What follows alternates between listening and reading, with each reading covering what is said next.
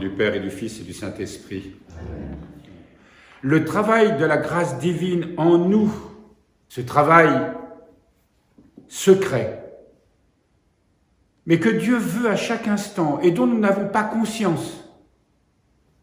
Souvent nous répétons que Dieu est absolument omniprésent dans notre vie, dans les moindres détails de notre vie, parce que son amour nous a rejoints au plus profond de notre être, dans nos enfers. Il est avec nous. Comment peut-il nous atteindre? Eh bien justement au moment où nous sommes fragilisés, perturbés, dérangés, mis en état d'échec. Et c'est là que notre coopération peut commencer. Cela est tout à fait dans l'ordre des choses voulues par Dieu, qui n'a pas fait de nous des marionnettes, mais des personnes libres et responsables, appelées à donner à son amour le consentement de leur intelligence et l'adhésion de leur liberté. Dieu veut que nous nous ouvrions à lui d'une manière libre, consciente. Il s'agit bien d'une coopération. Dieu permet tout ce que nous vivons. Nous oublions souvent que lorsque nous sommes face à une épreuve qui nous frappe, aussi dure soit-elle, lorsque nos plans sont mis en échec,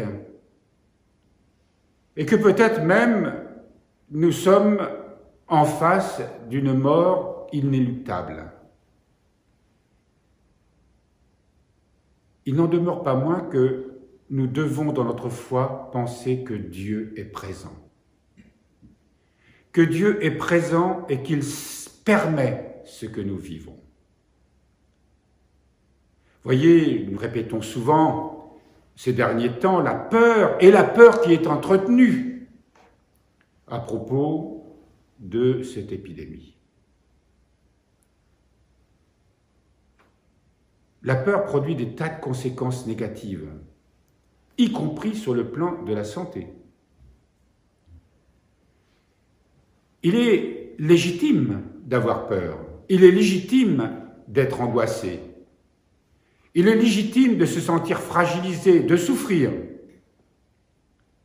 Mais si nous avons la foi, nous avons la certitude que Dieu est là et que, profitant de ce que nous sommes en train de vivre, pour pauvres et fragiles que nous sommes, de nous donner la possibilité de nous ouvrir à sa grâce. Autrement dit, de boire à ce rocher spirituel que nous avons entendu évoquer ce matin. Le Christ est ce rocher spirituel, ce rocher qui donne son eau vive, qui donne sa vie pour nous, dans ces moments où nous avons soif, où nous avons besoin de lui.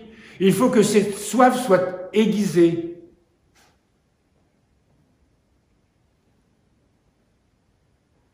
Mais il faut bien reconnaître que notre besoin, si impérieux de tout comprendre, comporte des ambiguïtés et nécessite d'être purifié.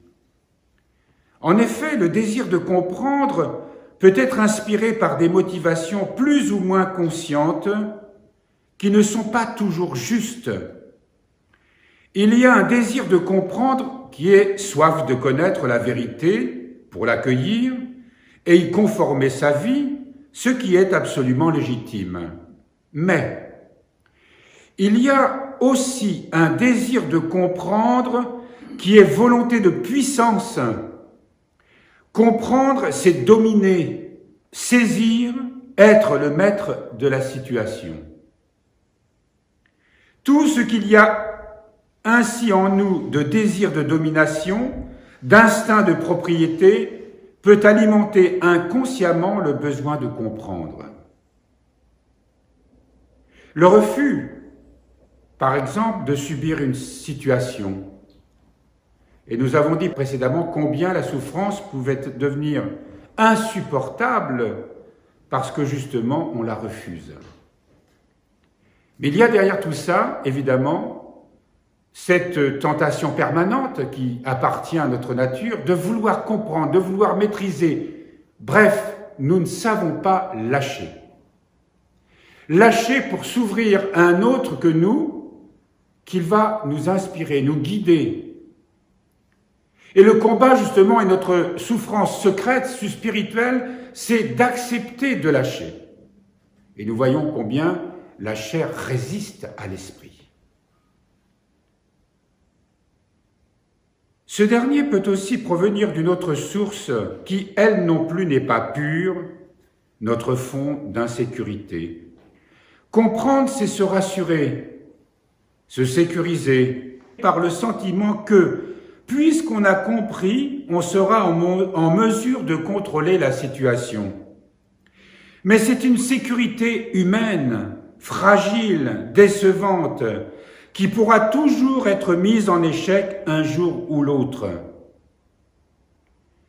Alors que la seule véritable sécurité que nous ayons en cette vie, ce n'est pas notre capacité à contrôler par l'intelligence les événements, ni à les prévoir, mais la certitude que Dieu est fidèle et ne pourra jamais nous abandonner, car sa tendresse de Père est irrévocable.